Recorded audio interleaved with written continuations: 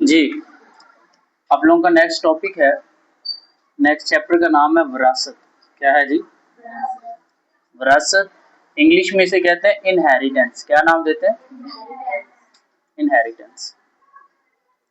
अब विरासत को समझना बिल्कुल उतना ही आसान है। आप सबने नोट किया होगा किस तरह हम अपने माँ बाप जैसे लगते हैं। कभी किसी बच्चे के साथ ये हुआ है कि आपको देखते किसी ने बोला हो क्या फलाने के बेटे हो? सबके साथ हुआ है। ये विरासत की वजह से होता है। किसकी वजह से होता है? विरासत का मतलब होता है खुसूसियात का वालदैन से बच्चों में मुंतकिल होना। क्या होना जी? मुंतकिल होना। अगर इसी चीज को हम इंग्लिश में देखेंगे तो हम कहेंगे कि properties that transfer from parents to offspring. जो वालदैन से खुसूसियात किन में ट्रांसफर हो रही है? बच्चों में हो रही है। किन में हो रही है? इस चीज को नाम दिया जाता है विरासत का। किस चीज का? विरासत का। अब विरासत के कंसेप्ट को पहले हम अच्छी तरह समझेंगे, फिर आपको समझ आएगी कि आपकी बुक आपको क्या कहना चाह रही। ठीक है, तो विरासत को समझने के लिए सबसे पहले आपको सेल के अंदर मौजूद जो सारा सेटअप है उसे समझने की जरूरत है। सेल के अंदर मौजूद सारे, अब आपको पता है सेल में एक चीज होती है सेंटर में जिसका नाम क्या होता है जी? शाबाश। जिसका क्या नाम है? अब अच्छा, न्यूक्लियस जो है, ये जो न्यूक्लियस होता है, न्यूक्लियस में एक चीज पड़ी होती है जिसने ट्रांसफर होना होता है अगली नस्ल में। जिसने अगली नस्ल में, अब न्यूक्लियस के अंदर अगर सेल तकसीम नहीं कर रहा, अगर सेल तकसीम, तो इसके अंदर ना इस तरह धागा नुमा चीजें पड़ी होंगी जिसे नाम दिया जाएगा क्रोमाटन का। किस चीज का जी? क्रोमाटन का। ये टी टे इधर आता है। क्रोमाटन। क्या नाम देंगे हम उसे? लेकिन जैसे ही सेल ने तकसीम करना होता है, ये याद रखना, क्रोमाटन होता है बिफोर डिवीजन। कब होता है?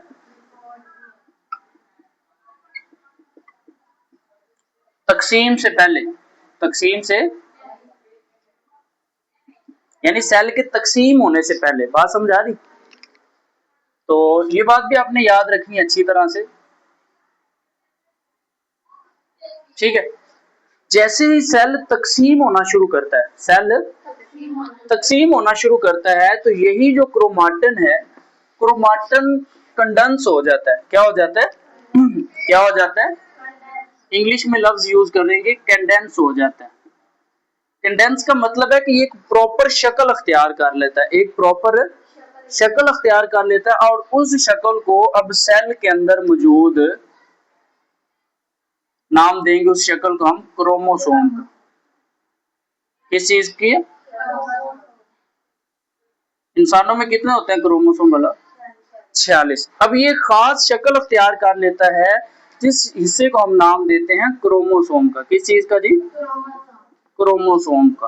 ठीक है, एक खास शक्ल अख्तियार करता है, और क्रोमोसोम का जो स्ट्रक्चर होता है, अब यहाँ पर समझ आ गई आपको, सेल के अंदर न्यूक्लियस, उसमें क्रोमाटिन, ये सारा कुछ पड़ा है। अब इस क्रोमोसोम में से एक क्रोमोसोम को हम बाहर निकाल लेते हैं। एक क्रोमोसोम को,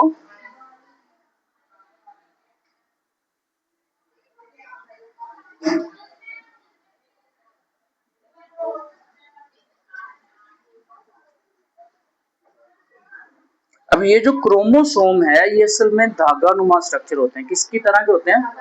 इधर देखिए भाई, वो इधर। अब जैसे ही इस हिस्से को आप खोलते हो, ये क्रोमोसोम के हिस्से को क्या करोगे? ओपन करते हो। क्या करोगे? अगर आप जब इसे ओपन करते हो तो आपको फील होता है कि इस तरह ना, इस तरह ये जो पोर्शन है,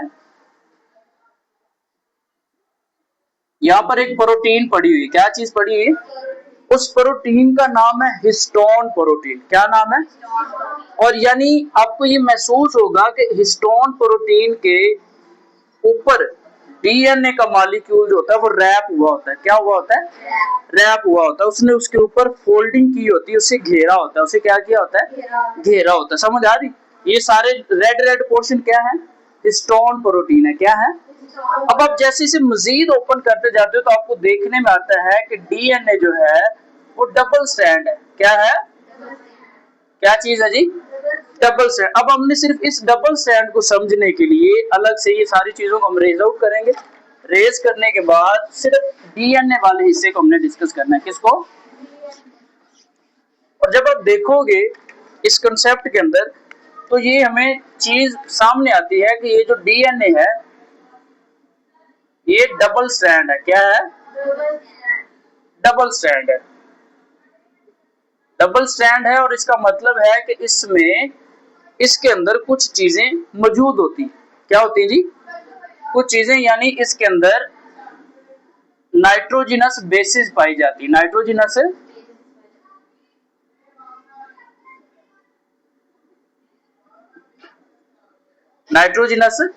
बेसिस पाई जाती है जिन्हें नाइट्रोजन वाली बेस कहते हैं। क्या नाम देते हैं?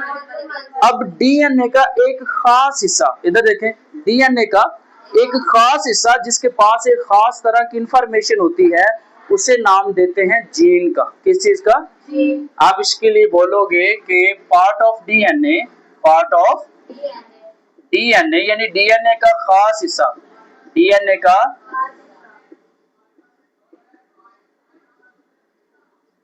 कैरिंग, जिसके पास क्या हो? कैरिंग स्पेसिफिक इंफॉर्मेशन, जिसके पास खास इंफॉर्मेशन हो। क्या हो? इंफॉर्मेशन हो, उस एक हिस्से को हम नाम देते हैं जीन का। किस चीज का नाम देंगे जी? किस चीज का नाम दोगे? समझ आ गई सबको? क्या नाम दे देंगे हम उसे? जीन का नाम दे देंगे। ये कोई भी हिस्सा हो सकता है, फर्ज कर ले इतना हिस्सा है, ये जीन हो सकता है। ठीक है, बात समझ आ रही? नहीं समझ आई? समझ आई? बस इतनी सी बात है इसके तारफ में। अब क्या क्या अभी तक हमने सीखा इसके, अब रीडिंग की तरफ आते हैं इसी चैप्टर की।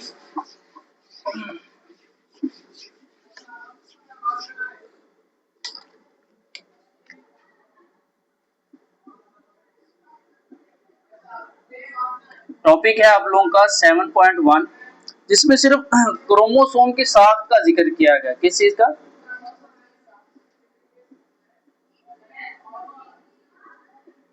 क्रोमोसोम की साख, या फिर अगर इंग्लिश वाले जो बच्चे हैं उनके लिए क्रोमोसोम का स्ट्रक्चर। क्रोमोसोम का स्ट्रक्चर ऑफ क्रोमोसोम। क्या लफ्ज यूज करेंगे हम?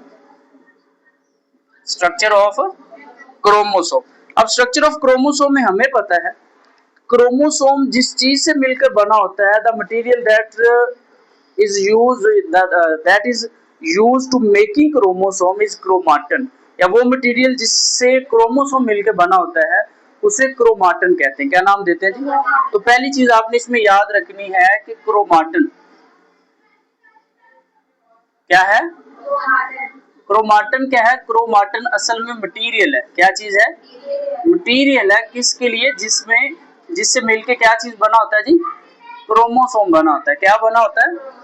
क्रोमोसोम बना होता है। बात समझ आ रही? ये नहीं समझ आई? आ गई। अब आपको ये भी पता होना चाहिए दो तरह के सेल्स होते हैं। कितनी तरह के सेल्स होते हैं जी? यूकैरियोटिक सेल्स होते हैं और प्रोकैरियोटिक सेल्स होते हैं। ऐसी है ना? यूकैरियोटिक सेल्स होते हैं और प्रोकैरियोटिक सेल्स होते हैं। अब लफ्ज को अगर आप देखो, मैं कंप्लीटली अगर आपको बताऊं, यहां पर यूकैरियोटिक में यू का लफ्जी मतलब होता है ट्रू। यू का क्या मतलब होता है? बोले जरा, यू का क्या मतलब होता है? ट्रू। और कैरियोटिक का मतलब है न्यूक्लियस। इसका क्या मतलब है? न्यूक्लियस या क्रोमाटन। क्या हो सकता है? क्रोमाटन हो सकता है। और प्रो का मतलब होता है बिफोर। प्रो का क्या मतलब होता है? बिफोर यानी पहले। बिफोर का क्या मतलब होता है? पहले यानी। और क्रोमाटन का मतलब पहले हमने बता दिया न्यूक्लियस। यूकैरियोटिक में वाज़ा न्यूक्लियस होता है। A clear cut nucleus is present in eukaryotic cell, यानी यूकैरियोटिक सेल्स के अंदर वाज़ा न्यूक्लियस होता है, लेकिन प्रोकैरियोटिक सेल्स के अंदर वाज़ा न्यूक्लियस नहीं होता। अब हम बात करने लगे हैं यूकैरियोटिक सेल्स की। किनकी? यूकैरियोटिक सेल्स की अगर हम बात करें तो यूकैरियोटिक सेल्स में उन्होंने बोला दो चीजें पाई जाती। कितनी चीजें? अभी मैंने यहाँ पर एक डायग्राम बनाई थी डीएनए और साथ कौन सी प्रोटीन का जिक्र हुआ, हिस्टोन प्रोटीन। ठीक है, यूकैरियोटिक जो सेल्स होते हैं ना, कौन से, ये जो यूकैरियोटिक सेल्स होते हैं बच्चों, इनमें डीएनए और हिस्टोन प्रोटीन पाई जाती है। कितनी चीजें पाई जाती है, डीएनए और histone protein. There are two things in it. First one is the, खास एक प्रोटीन है, एक स्पेसिफिक प्रोटीन है जिसे हम हिस्टोन कह रहे हैं, और चीज क्या पाई जा रही है, डीएनए पाया जा रहा है। क्या पाया जा रहा है, अब क्रोमाटिन जो है, यहाँ पर आगे आपने क्रोमाटिन का हमने जिक्र, क्रोमाटिन क्या है, क्रोमोसोम का मटेरियल है, क्रोमोसोम का मटेरियल। अब क्रोमाटिन असल में होता कैसे है, या उसका जो स्ट्रक्चर है वो धागा नुमा है। किस तरह का है, chromatin is thread like structure. Chromatin is, thread कहते हैं धागे को, किसे कहते हैं जी, थ्रेड लाइक स्ट्रक्चर होता है किसका, क्रोमाटिन का। किस चीज का जी, chromatin is a thread like structure, बिल्कुल धागे की तरह होता है। किस तरह का होता है, धागे की तरह का स्ट्रक्चर होता है। ठीक है, जब एक सेल तकसीम नहीं हो रहा होता तो क्रोमाटिन न्यूक्लियस में बिखरे हुए धागे की तरह, क्रोमाटिन की तरह, मतलब वो बिखरा हुआ, जब सेल तकसीम नहीं हो रहा होता, फर्ज कर लीजिए सेल है, सेल के सेंटर में न्यूक्लियस है, तो ये जो क्रोमाटिन है ये बिल्कुल इसी तरह रफ सा पड़ा होता है, बिल्कुल रफ सा पड़ा होता है, इसकी कोई प्रॉपर शेप नहीं होती। बिफोर, यहाँ पे आप लिख लो, बिफोर डिवीजन, बिफोर यानी तकसीम होने से पहले, बिफोर डिवीजन का क्या मतलब है, तकसीम होने से पहले, the chromatin is thread like. Chromatin किस तरह पड़ा होता है जी, थ्रेड लाइक होता है। किस तरह पड़ा होता है, लेकिन जैसे ही सेल डिवीजन के दौरान, जैसी सेल डिवीजन शुरू होती है तो इसकी एक खास शक्ल बन के सामने आ जाती है, इसकी खास शक्ल बन के सामने आती है। उस शक्ल को हम नाम देते हैं क्रोमोसोम का। किस चीज का नाम देते हैं जी, किस चीज का नाम देते हैं, क्रोमोसोम का। किस चीज का नाम देंगे, अब ये जो क्रोमोसोम्स हैं, इनके ये जो पोर्शन है ऊपर वाले 1 2 3 4, इन्हें नाम देते हैं क्रोमाटिड का। किस चीज का, दीज आर कॉल्ड, ये जो इनकी पोजीशनें होती हैं इन्हें नाम देते हैं क्रोमाटिड। क्या नाम देते हैं, और जिस सेंटर पॉइंट से ये आपस में जुड़े होते हैं इन्हें बच्चों नाम देते हैं सेंट्रोमेर का। सेंट्रोमेर का, बात समझ आ गई, क्रोमाटिड की भी समझ आ गई। अब क्योंकि इसकी 2 क्रोमाटिड है, वो आपस में अटैच हैं, तो इसीलिए इन्हें नाम देते हैं सिस्टर क्रोमाटिड। क्या नाम देंगे, एक है तो क्रोमाटिड, लेकिन 2 होंगी तो उन्हें, और सेंटर वाले को सेंट्रोमेर। क्या नाम दे देंगे, सेंट्रोमेर। क्या नाम दे देंगे, सेंट्रोमेर नाम दे देंगे। ठीक है, बात समझ आ गई, यहाँ तक कोई कंफ्यूजन, बस यही, हाँ जी अरीज आपको समझ आ गई, बस यही बातें आपने याद रखनी कि बाहर वाले हिस्से को क्रोमाटिड कहेंगे, सेंटर वाले को सेंट्रोमेर का नाम दे देंगे। और जब इन्होंने तकसीम होना होता है ना, जब सेल ने तकसीम होना होता है तो सबसे पहले ये क्रोमाटिड ही अलग होते हैं। ठीक है, इन्हीं में से तकसीम का कंसेप्ट आगे चल के कंटिन्यू होता है। क्लियर है यहाँ तक, कोई क्वेश्चन,